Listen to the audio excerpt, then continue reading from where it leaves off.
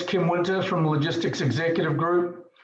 Welcome to our Digitech Vodcast series. So this is a series where we explore the digital and technological trends impacting supply chains. If you're interested in digitization, the trends around that, and want to get a head start into the future proofing of your supply chain, this is probably the place to be. We aim to bring you insights so you can get an edge on what's going on in the general tech world, so you can be considering things across the whole value chain. So today, I'm bringing in two industry experts.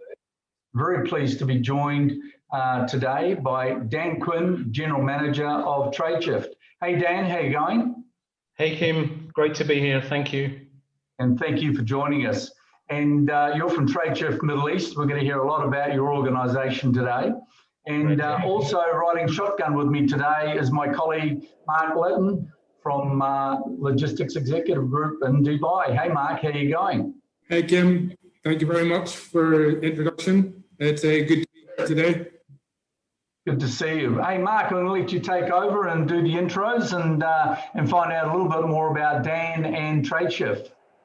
Well, Kim, I know digital transformation is a hot topic and everyone's talking about pivots, about moving from manual to automated processes, cloud software. And we just thought it would be interesting if we could talk about different digital trends that are happening in supply chain and in the business world, mainly so that we can clarify the whole digitization conversation, so that if there's those decision makers out there, such as CFOs, CTOs, CEOs, the ones that don't have the time to do all the detailed research, but need to make critical decisions, they need sort of a high level view of what's happening with digitization, cloud software, IT networks, that we could bring in some experts and discuss those topics and get some clarity on it. So that's why today I've invited Dan along. So yeah, Dan, can you just introduce yourself, where you're from, how you ended up in the Middle East, and maybe a little bit about what Tradeshift does? Sure, thank you, Mark. Pleasure to be here. Thanks very much for inviting me. Yeah, a little bit about myself. I'm the General Manager for Tradeshift in the Middle East. I've been doing business in the Middle East for, 11 or 12 years, give or take. And I've lived out here in the UAE, based out of Dubai, for the last 5 years or so. And as you say, yes, I'm the General Manager for Tradeshift in the Middle East. It's a relatively recent region for us. We've been up and running now for 2 years. And it's going really well, touch wood. So somehow we've managed to survive a pandemic and still do well, which is good news. Excellent. So what we want to talk about, we want to look at what are the current digital trends in supply chain.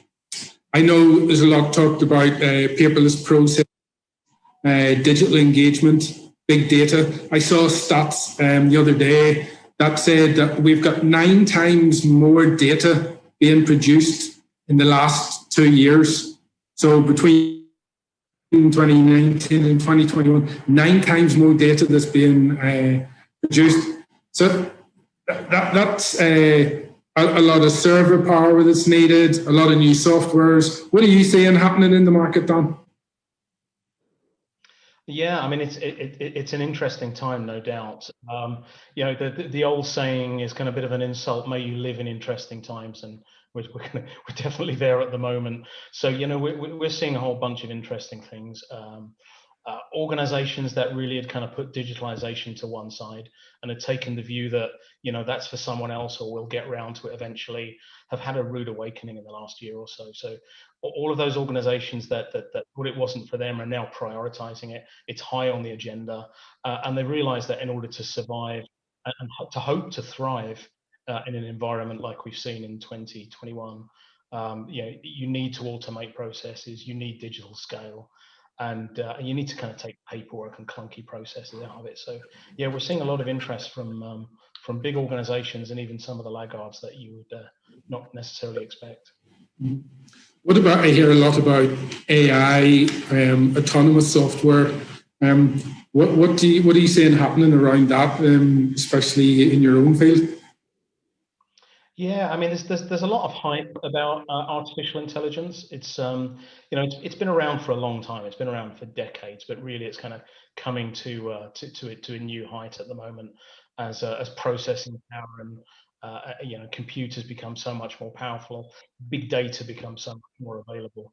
So it's interesting. We're going to see lots and lots more of it. I mean, one of the big kind of scare factors we tend to hear about in the press is replacing everybody's jobs and things like that, and that's really kind of talking about artificial general intelligence. So it's going to be a long time, I think, before that appears, and you can really kind of hope to replace or even replicate the kind of the thinking processes of human beings. So I think probably for the near future, it'll pick up some of the more mundane data processing and pattern recognition jobs. But I think it's probably quite some time before it's going to put us all out of work. I think what we're more likely to see is a mixture of human and machine, and essentially human beings' insight and adaptability, and combined with that pattern recognition and that processing speeds that AI and machine learning brings us. So yeah, it's here to stay, but not quite going to take over the world for a little while yet. Hey Dan, I'll just jump in, Mark. Dan, at the top of the show, we had a bit of a chat off screen about Tradeshift, and I've got a bit of familiarization about what you guys are up to. Maybe for our audience, you can just give a big overview on what problems you're looking to solve and what consumers you're aiming at. Sure, it'll be a pleasure. Probably the most interesting place to start is to take it back a decade or so. And our three founders, three crazy and super smart Danes, were taken on by the Danish government to create, I think it was either the first or one of the world's first e-invoicing networks. So digitally connecting the Danish government with all of its suppliers.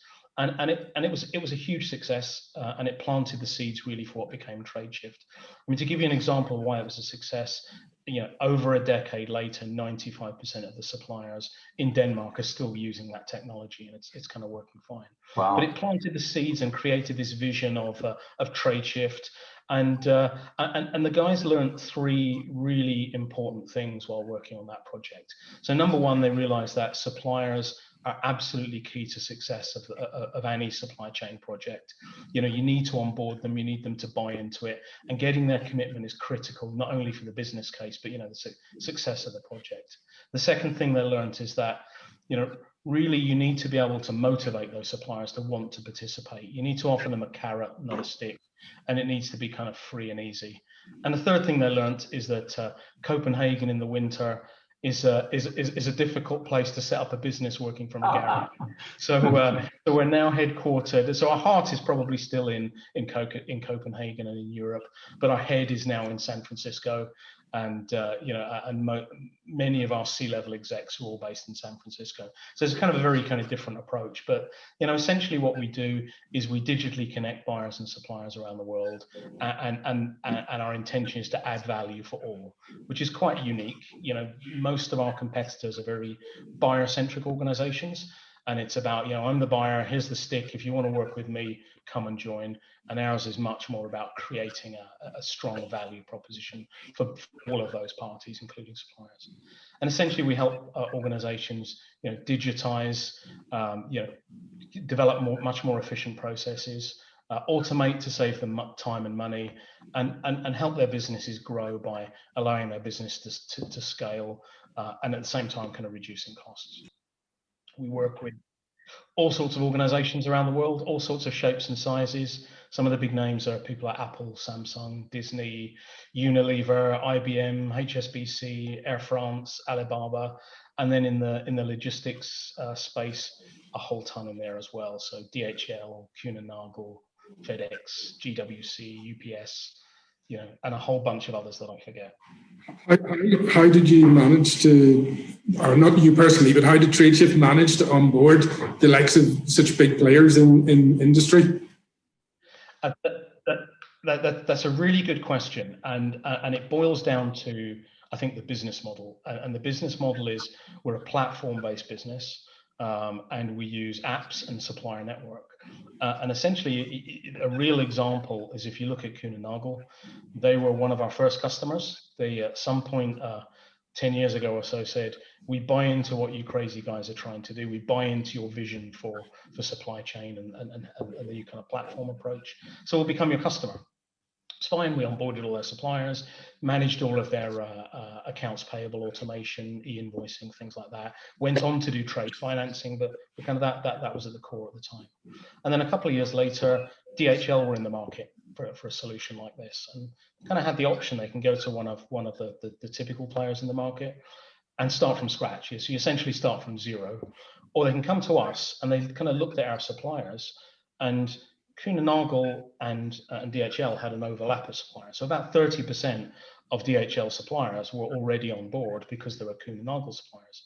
So you start to see some benefits there in the business model straight away. So they can almost break even straight away, almost start to move, accelerate the process by 2, 3, 4 years, because normally, traditionally, onboarding suppliers takes a long time. And then once DHL do that, FedEx, a couple of years later, come and have a look at it, and they say exactly the same thing. We can see that maybe 30, 40% of their suppliers are across Quinn & Nagel and DHL. Then the same for UPS, then the same for GWC, and then the same, et cetera, et cetera. So you see an interesting knock-on effect. So the trick really is to motivate suppliers to want to participate, add value for them, make it easy, make it free, and then that in itself adds value for the buy side, and it kind of creates this feedback loop and a positive network effect where more suppliers adds more values for the buyers, more buyers adds more value for the suppliers, and so on, and it grows and grows.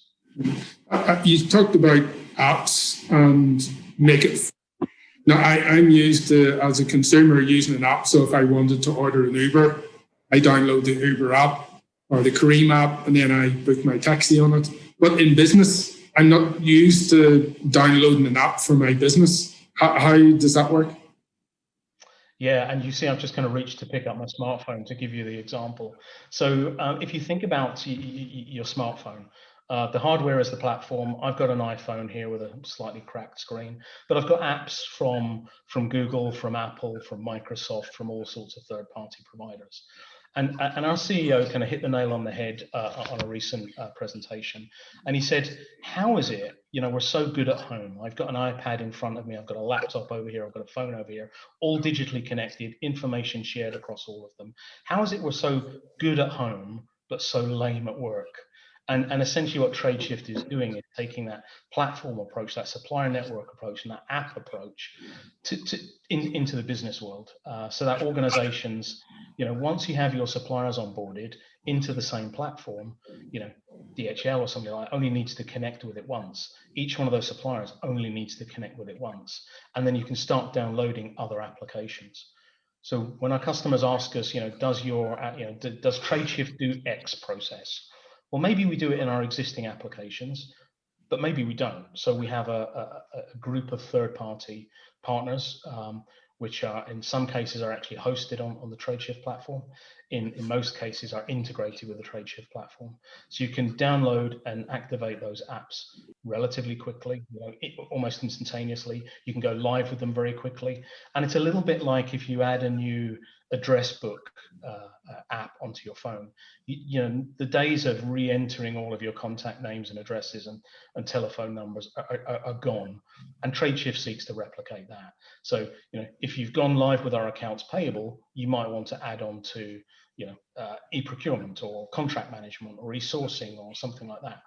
And essentially once you activate those, you can import suppliers into that application. So it cuts down the need to onboard suppliers every time you have a new application and do integration work between your legacy systems and your new systems. So it cuts out a lot of the pain points, both for the buy side and for the supplier side. So it would also improve. I know a lot about mobility, not know a lot, but I hear a lot about mobility and about being able to have your office on the go. There's another stat I saw. There's something like 6 billion plus smartphones in the world today. I don't think we've got 6 million individuals. We've got maybe 7.5 billion. But I think each of us has got one or two old smartphones in a drawer somewhere that's never going to work, the old BlackBerry, the old Nokia.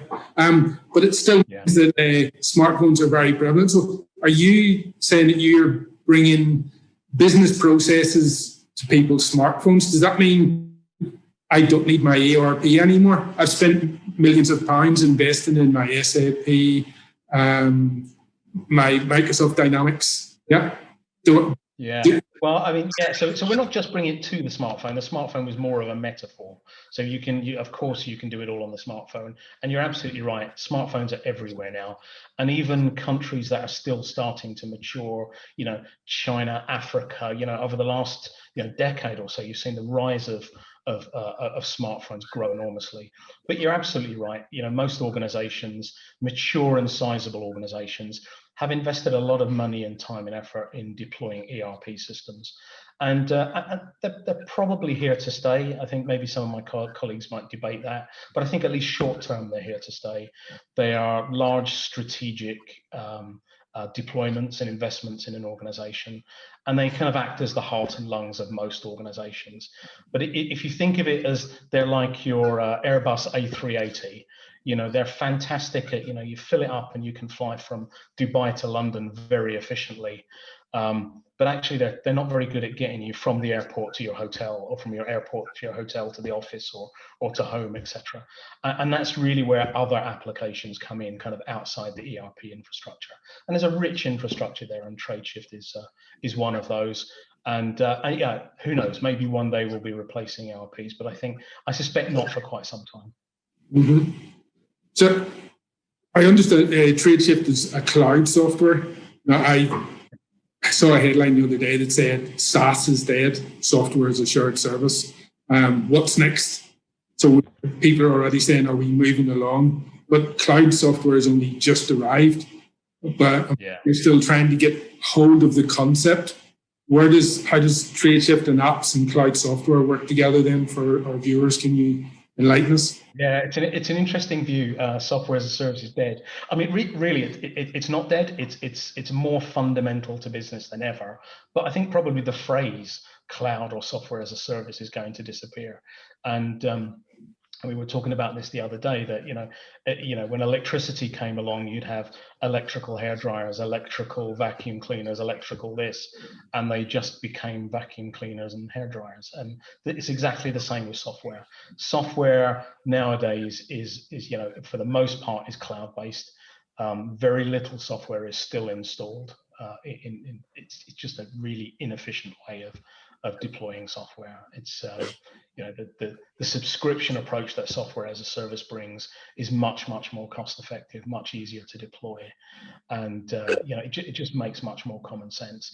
And you've kind of got some of the world's best hosting organizations, people like Amazon Web Services, and those guys, providing world-class services at a fraction of what would have cost a decade ago. So yeah, it's an interesting approach. I mean, even in my days in procurement, we used to talk about e-sourcing and and e-contract management and things like that. And of course, it's no longer that. The E was dropped a long time ago. It's just the way sourcing is done, and it's just the way sourcing is deployed and operated. That's a real light bulb phrase and moment, that period just seemed for me. You just demystified the entire transformation in my mind for technology, Dan. So thanks very much for that. Probably oversimplified it. There might be a few experts with some other opinions, but you just unraveled a whole lot of wires in my head and made things a hell of a lot more simple for a baby boomer. In terms of where technology is and where it's going. Sorry, Mark, back to you, mate. Oh yeah, but that's one of the things I was thinking about as well, is people having the right skills to be able to understand this technology. You still need, we've got all this software, all this technology. You still need people to write the software and people that understand how to use it and how to implement it.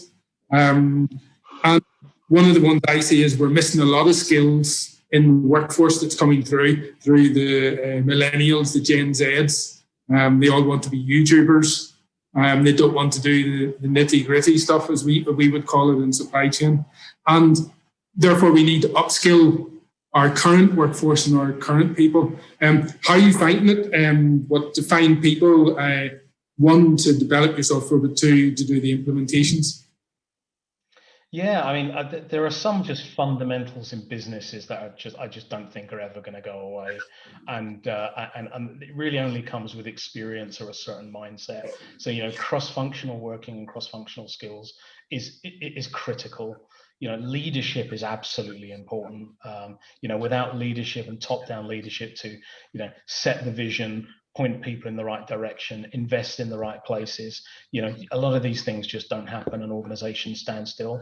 And as we know, standing still as a business is, if you're not standing still, somebody else is moving forwards, and essentially you're moving backwards. We're seeing lots of things like, the rise of kind of analytics and the need to interpret analytics and big data and solve problems behind it. And essentially, you can kind of wrap a lot of that up around leaders and managers and business people that are digital savvy.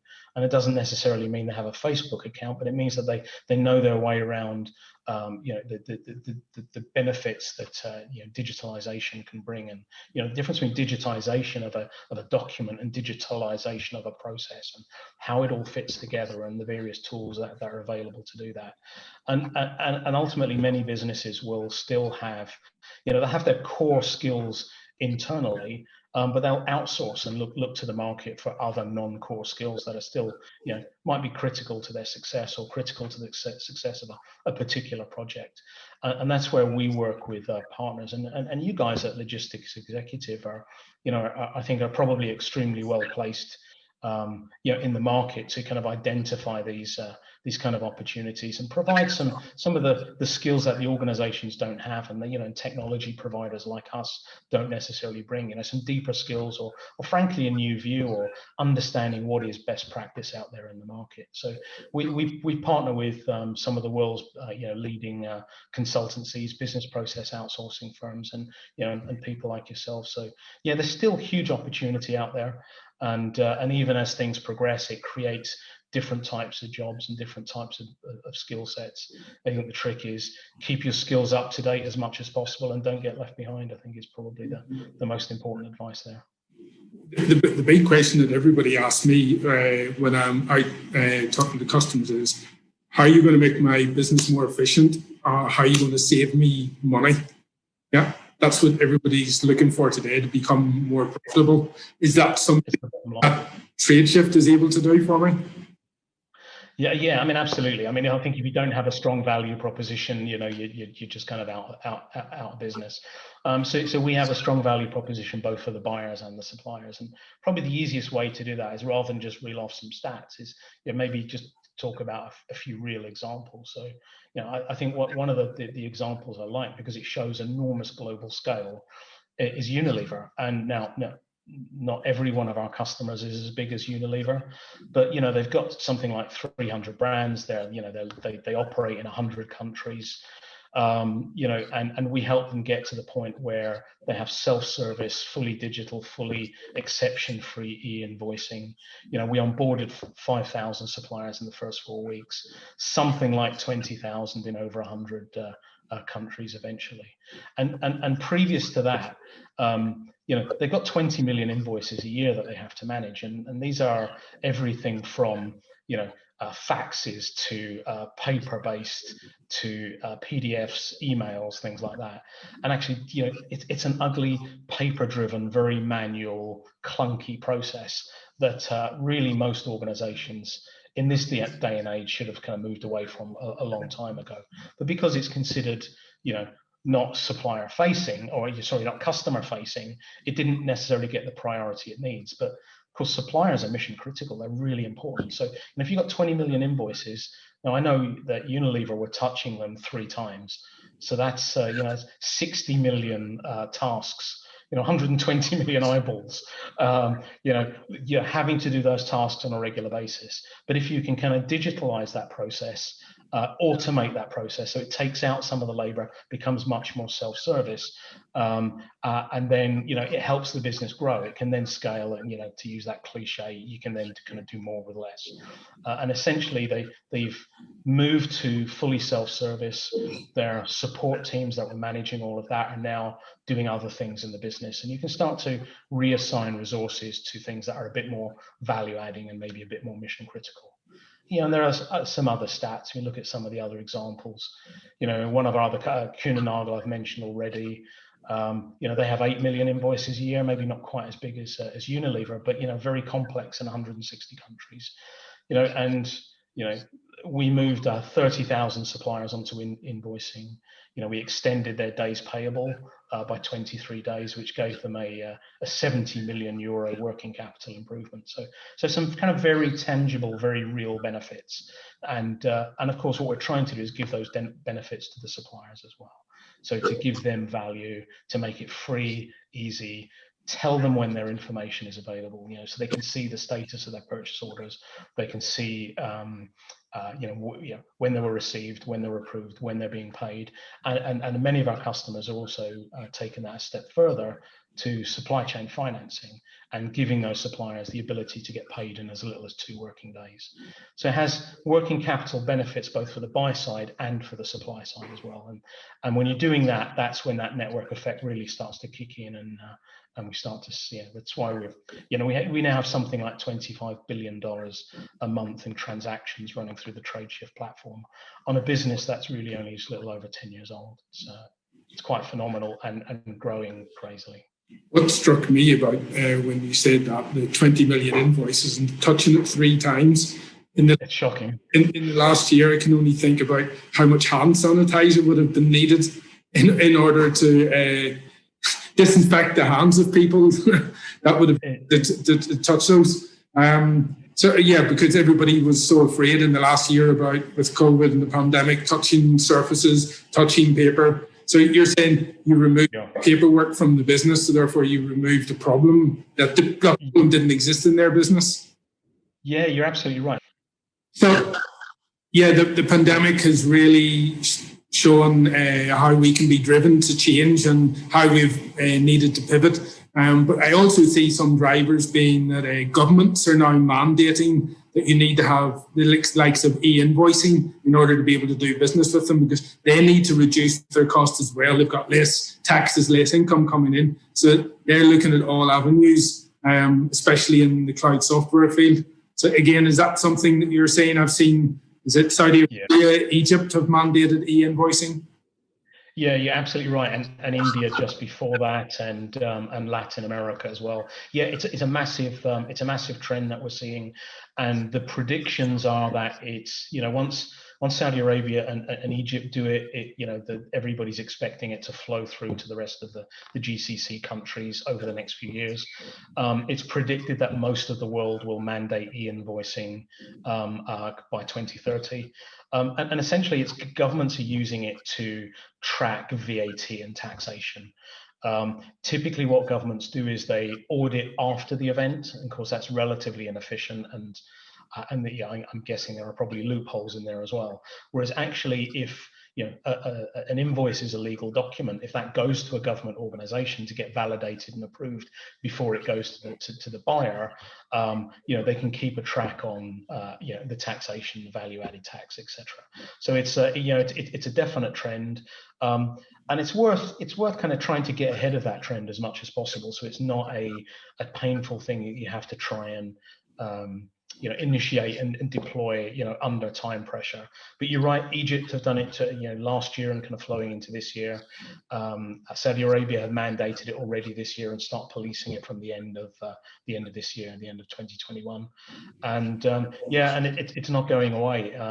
But even apart from that, I would say don't just do it because it's mandated. Do it because it makes good business sense, and it tidies up a process. I mean, one of the other things that we've seen is, really interestingly, kind of just before the pandemic broke, there was kind of an announcement by something like 200 of the US's biggest businesses, and these are big, hard-nosed CEOs and procurement directors from very strong businesses, and they basically said, no longer are we going to be just shareholder focused and manage for shareholder management. We're going to be more stakeholder focused, and those stakeholders are the community, the environment, and the suppliers. And it was kind of really interesting to see something like that come out, that actually the health of suppliers and paying suppliers on time and helping suppliers operate, and it actually not only does it keep suppliers alive and it keeps your flow of goods and services coming, but actually they bring you more innovation. They they'll see you as a buyer of preferred buyer, and prioritize new products and things like that towards you. So we're starting to see kind of a change in the marketplace as well. So I would say doing these things to help out the suppliers, that's what most of our customers are doing. Very few of them are doing it, certainly when it comes to trade financing anyway. They're not necessarily doing it to extend payment terms. They're doing it to help out the suppliers and to manage supply chain risks and just, for the whole supply chain to become much more resilient against kind of supply chain and, global shocks as we've seen in 2020. Corporate social responsibility is a really hot topic at the minute everywhere. Everyone's talking about it. And if you're not on the so to speak, and promoting it within your organization and not outside your organization, shareholders are moving their investments elsewhere, and share prices could fall on the back of it in the future. But that's, again, going green is another reason for, we were all about saving the rainforest 18 months, 2 years ago, before the pandemic. Brazil was burning down, and we were talking about, and again, paper is a big driver of that. And it's funny how in 2 years everybody's focus can change, and we don't know what's going to come down the line in another 18 months. When your survival is at stake, and your business and market share at best, but survival in some cases at stake, you have to focus on the near-term problems, and unfortunately it's to the detriment of long-term problems. But we're definitely, I think it will come back around. I think once business gets a little bit more stronger and a bit more resilient, I think we'll see that. I think already in procurement I'd started to see it sewn into contracts. And organizations starting to understand the sphere of influence they have down the supply chain. Large organizations are using the supply chain as a lever to improve not only the goods and services they buy, but the goods and services their suppliers are selling. So procurement and supply chain management has got a huge opportunity here, and a lot of companies are doing making some fantastic changes and positive movements in that respect. So, Dan, you've given us some really good examples of how digitization is impacting the supply chain, and how the companies out there can possibly improve their invoicing processes, make them paperless, how they can use cloud software better, all for their benefit. But we like to finish up our podcast by asking our guests for their top tips for business. What would yours be? Okay, well, I guess I can humbly offer a few, and I think some of it is just kind of my experience in the market over the years, kind of working in procurement and supply chain. Some of it is Tradeshift's experience as well. So I think one of the things I've learned from Tradeshift is just the criticality of suppliers. And that if you're going to do anything, you need to offer a carrot and not a stick. It's just so critical to everything. Your project might break even if you onboard 20-30% of your suppliers if you're lucky. It could take you years to do that if you're not doing it properly. But if you do it properly, you can onboard. You can digitize 100% of your suppliers. But if you get 80 or 90% of your suppliers on board, that's a real, that's a world of difference in the success of your project and the subsequent value it adds for your organization as well as the supply chain. So I think you have to encourage and motivate supplier participation. I think one of the key stats is that something like 66-67% of digital transformation projects fail to meet their stated objectives. And I think in the supply chain, that's because a lot of buying and procurement guys, they're very used to kind of demanding what the supply chain does and taking a stick approach, not a carrot approach. And I think understanding it from their perspective, making it free and easy, creating value for them, Tradeshift's experience on that, as we've seen, a huge success. I would also say kind of don't underestimate kind of onboarding and integrating with legacy systems. But kind of as I spoke about, that there is an easier way of doing that. Also kind of looking at to leverage the benefits of supplier networks. Supplier networks are absolutely the future. I think that kind of one-to-one relationship where I'm a supplier selling to one buyer, I have to, integrate with his ERP system, his or her ERP system. I have to register on their portal. I have to jump through a lot of hoops. I have to provide them a lot of information, and then I have to do the same for my other 50 customers. And of course, it just doesn't happen. The top customers get the top priority, and everybody else gets forgotten. And we call that kind of portal fatigue. So networks are a much more many-to-many approach, and it streamlines the processes for both sides. I'd also say kind of try and think 2 steps ahead as well. So don't just think about kind of what you're doing and what problems you're trying to solve, but think about what strategic options you're going to develop for the future, and kind of what resilience are you building. I kind of talk a lot about, the mantra from the kind of the dot-com days, which is, now very much also the mantra for, digital transformation, is think big, start small, scale fast. So think big, think across not just your whole enterprise and your whole organization, but down the supply chain and how the impact you can make in the supply chain. But be realistic, start small. Don't try and boil the ocean. Start with one particular process that's particularly painful, like accounts payable or something like that. Digitize the process, use that to lay strong foundations that will allow you to do other things, such as trade financing, B2B marketplaces, things like that.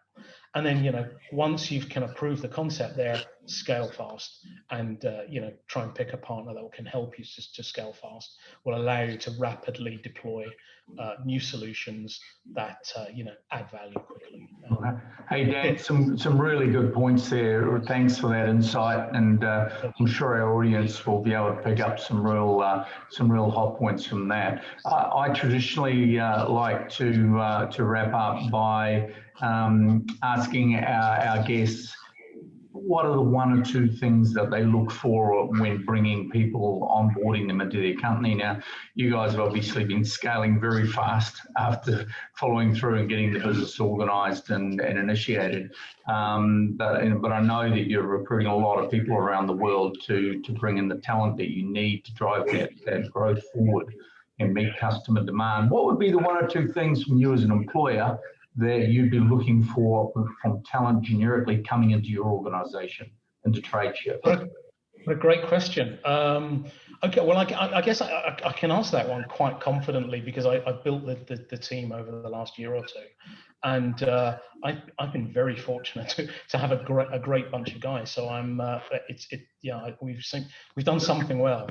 So I think there's a number of things. I think we're very fortunate that we're an interesting business doing innovative new things, and and creative, innovative A-type people want to be part of that. So I think that is lucky, and not every organization has that. But Tradeshift has that interest, and guys that people that tend to know a little bit about us, they see that and they kind of want to be part of this journey. And we've scaled from nothing to as we're scaling at the moment, we're I mentioned $25 billion, but we're still growing, and we've got a long way to go. So I think probably somebody who's excited by that journey understands that it's hard work. We don't necessarily always have the resources we want. We have to go into new territories where our brand is not necessarily well known. So it's somebody who can kind of live with that kind of hard work and that challenge, but is motivated by it. And and also we also kind of want people to kind of bring their A game. People with good, solid experience that are seasoned professionals in their area that can bring something to Tradeshift. And I must say that not just the team that we've built here, but the team in Tradeshift all around, it's super motivated. I think some of the things that jump out when you look at the Tradeshift team is hugely bought into the vision. I think that the board and the founders have created an amazing vision. The vast majority of the business are completely bought into it 100%. Strong values as well. So the vision around the business model is one thing, but actually having good, strong values that people can align to is really important. And I think partly there's also just about just seeing a huge opportunity to be involved in something. So you think about what what Facebook has done for social connections, what LinkedIn is doing for professional connections, Tradeshift is doing the same for commercial connections. And it's exciting. It's exciting time to be with the business. It's exciting to see our growth. Growing from small, sometimes a bit bumpy. So you have to be able to, take the rough with the smooth as well, and just soldier on. And I think, be bought into the vision, but also be bought into genuinely wanting to help our customers and to make a change. Excellent. And I think it's exciting times as well in the industry, and as well as with Tradeshift. Brilliant. I appreciate the feedback. So, hey, Mark, before we wrap up, any final questions from you or comments from you? No, Kim, I'm all done today. Okay, fantastic. Hey, Dan, really appreciate you giving us the time. You've expanded the narrative around data and solving customer problems through platforms that cover not only the data analytics, but solving the commercial solutions as well. It sounds like Tradeshift has got a massive future ahead of it. You really are solving some major issues for customers. So well done to you guys, you people in the business. In terms of our audience, thanks so much for everybody for joining us and giving up your time. We traditionally like to thank all of the first responders, everybody keeping us safe, health and wellness right across the board during this tricky period we're navigating, to everybody who's working hard in the supply chain to get the vaccines out, all those administering it, and to our audience, please stay safe, mask up, stay distant, wash your hands, and be good to each other. Peace, everybody. Thanks, Dan, and thanks, Mark. Very good. Thanks, Kim. Very good. Thank you, Kim. Thank you, Mark.